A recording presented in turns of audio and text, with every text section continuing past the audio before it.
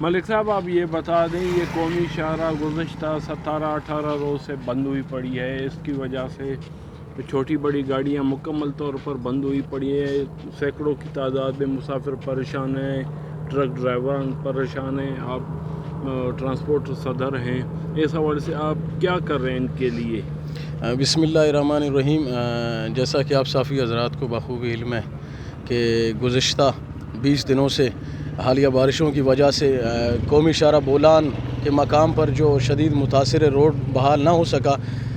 عارضی طور پر جس روڈ کو بحال کیا گیا تھا، لیکن وہاں پر بھی انتظامیہ کی ملی بھگت سے راتوں رات وہاں بڑے گاڑیاں ٹریلر کو چھوڑا جائے جہاں پر چھوٹی گاڑیاں نہیں جا سکتی۔ جیسا کہ آپ دیکھ رہے ہیں میرے پیچھے یہ عوام ہے، یہ اس گرمی میں چھوٹے بچے عورتیں شدید خوار ہیں، اور ہم نے ڈپٹی کمشنر اور اسسٹنٹ کمشنر کچی سے ملاقات کر کے ہم نے بارہا کہا کہ ہمارے کوچز کو چھوڑا جائے، کیونکہ